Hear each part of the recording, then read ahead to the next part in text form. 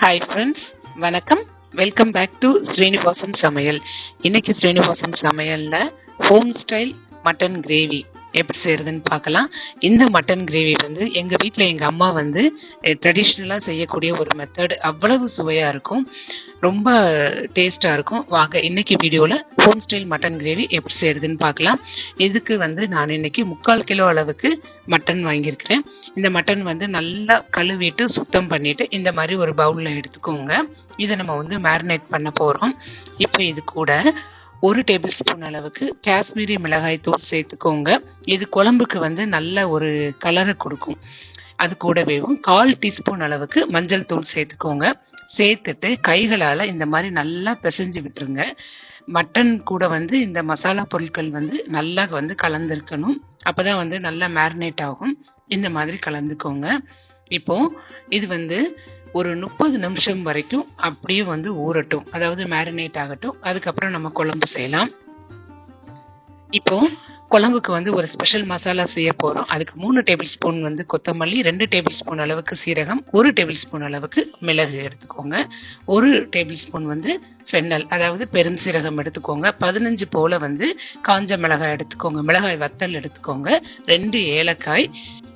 இது எல்லாத்தையும் நல்லா வாசனை வர்ற வரைக்கும் வறுத்துக்கோங்க. ஸ்டவ்வை வந்து நல்லா சிம்மில் வச்சுக்கோங்க, கரிஞ்சிடக்கூடாது.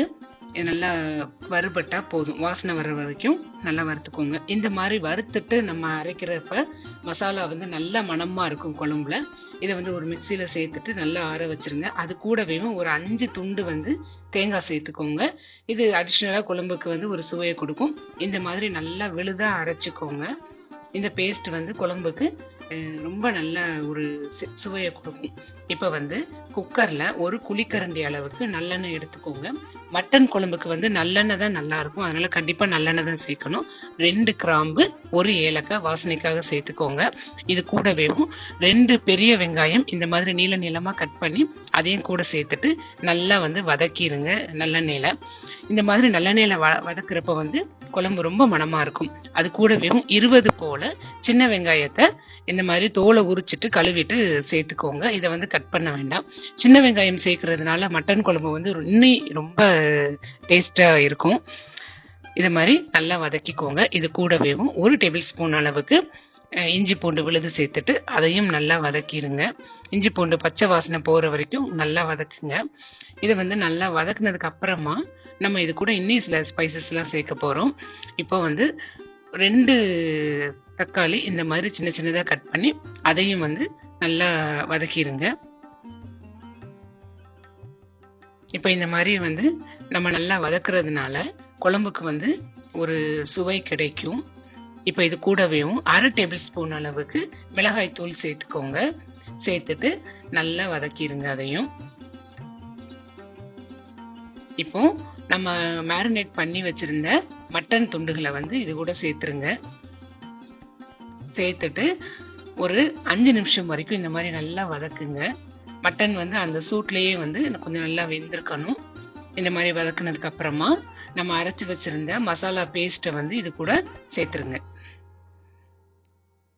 சேர்த்துட்டு திருப்பி ஒரு தடவை லேசாக இந்த மாதிரி வதக்கி விட்டுக்கோங்க. நல்லா மிக்ஸ் பண்ணிக்கோங்க.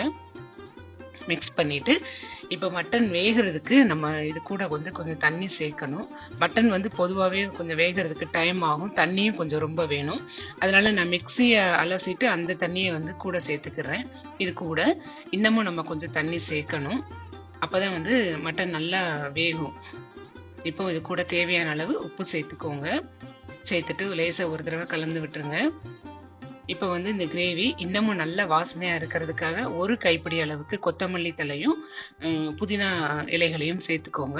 இன்னமும் நல்லா வாசனையாக இருக்கும் மட்டன் குழம்பு. இதை திருப்பி ஒரு தடவை நல்லா கலந்து விட்டுருங்க. இந்த மாதிரி கலந்துட்டு இப்போ நம்ம வந்து குழம்புக்கு தேவையான தண்ணி வந்து சேர்த்துக்கிடணும். இது வந்து உங்கள் இஷ்டம்தான். இது கூடவே இப்போ திருப்பி 1 டேபிள் ஸ்பூன் அளவுக்கு நல்லெண்ணெய் சேர்த்துக்கோங்க. இது முழுக்க முழுக்க நம்ம நல்லெண்ணெயில தான் செய்யணும். இந்த மாதிரி நல்லா கலந்து விட்டுருங்க. இப்போ நம்ம குக்கரை மூடி வச்சிடலாம். மூடி வச்சுட்டு இது வந்து கிட்டத்தட்ட 7 விசில் வரைக்கும் வரணும். இது வந்து உங்களுடைய குக்கர்னுடைய தன்மையை பொறுத்து வந்து மாறுபடும். நான் இப்போ வந்து இந்த குக்கர்ல எனக்கு 7 விசில்ஸ் வைக்கணும். 7 விசில்ஸ் வச்சாச்சு. ப்ரெஷர் எல்லாமே அடங்கிருச்சு. இப்போ பாருங்க, பார்க்கறதுக்கே எவ்வளவு டெம்ப்டிங்கா இருக்குன்னு. நம்ம ஊத்துற நல்லெண்ணெய் எல்லாமே பாருங்க நல்லா மேலே பிரிஞ்சு வந்துருச்சு. சூப்பரா ரெடி ஆயிடுச்சு ஹோம் ஸ்டைல் மட்டன் கிரேவி. இப்போ இந்த மட்டன்லாம் நான் டெஸ்ட் பண்ணி பார்த்தேன். நல்லா வந்து வெந்திருக்குது. உப்பு காரம் எல்லாமே ரொம்ப கரெக்டாக இருக்குது. இப்போ இந்த மட்டன் கிரேவி பார்த்தீங்கன்னா ரொம்ப ரொம்ப பாரம்பரியமான முறையில் நம்ம செஞ்சுருக்குறோம். ரொம்ப அருமையாக இருக்கும் டேஸ்ட்டு. இது கூட வந்து சூடான சாதம், இட்லி, தோசை, சப்பாத்தி, பூரி கூட சாப்பிட்றதுக்கு ரொம்ப நல்லாயிருக்கும். இதுக்கு இன்னமும் சுவை கொடுக்கறதுக்கு நாங்கள் என்ன செய்வோம் அப்படின்னா, ஒரு கரண்டி இதில் வந்து ஒரு 2 டேபிள் ஸ்பூன் அளவுக்கு நல்லெண்ணெய் சேர்த்துட்டு கடுகு, உளுந்தம்பருப்பு, கொஞ்சோல வந்து கருவேப்பிலை, அது கூட வந்து ஒரு 4-5 பூண்டு பல்லு அதையும் வந்து நல்லா வெட்டி இந்த மாதிரி கூட சேர்த்துட்டு அதை நல்லா பொரிச்சிருவோம். அந்த நல்லெண்ணெயில் வந்து பூடு வந்து நல்லா பொரிஞ்சிரும். பூடும் கருவேப்பிலையும் நல்லா பொரிஞ்சிரும். இப்போ இதை நல்லா இப்படி தாளிச்சிட்டு இந்த குழம்புல வந்து லாஸ்ட்ல இறக்குனதுக்கு அப்புறமா இந்த மாதிரி ஊற்றிடுவோம். ஊற்றிட்டு நல்லா கலந்து விட்டுருங்க.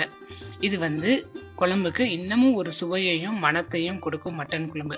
இப்போ வீடே கமகமன்னு இருக்குது. அந்த அளவுக்கு வந்து டெம்ப்டிங்காக இருக்குது இந்த மட்டன் குழம்புனுடைய வாசனை. கண்டிப்பாக இந்த ரெசிபியை வந்து நீங்கள் ட்ரை பண்ணுங்கள். உங்கள் எல்லாருக்குமே ரொம்ப பிடிக்கும். இது வந்து நாங்கள் ரொம்ப பாரம்பரியமான முறையில் எங்கள் வீட்டில் எப்போ மட்டன் எடுத்தாலும் இந்த மாதிரி தான் செய்வோம். அதனால தான் உங்கள் கூட ஷேர் பண்ணணும்னு ஆசைப்பட்டேன். இது வந்து இட்லி, சப்பாத்தி, தோசை, பூரி, சாதத்து கூட சாப்பிட்றதுக்கு ரொம்ப அருமையாக இருக்கும். கண்டிப்பாக இதை ட்ரை பண்ணுங்கள். இந்த ரெசிபியை நீங்கள் ட்ரை பண்ணிவிட்டு உங்களுக்கு எப்படி வந்திருந்துச்சு அப்படின்னு கீழே கமெண்ட் செக்ஷனில் எனக்கு சொல்லுங்கள். இந்த வீடியோவை உங்கள் ஃப்ரெண்ட்ஸ் கூடயும் ரிலேட்டிவ்ஸ் கூடயும் கண்டிப்பாக ஷேர் பண்ணிக்குவோங்க. இந்த வீடியோ உங்களுக்கு பிடிச்சிருந்துச்சுன்னா மறக்காமல் ஸ்ரீனிவாசம் சமையலுக்கு சப்ஸ்கிரைப் பண்ணுங்கள். தினம்தோறும் திருமண விருந்து உங்கள் ஸ்ரீனிவாசம் சமையலில். தேங்க்யூ.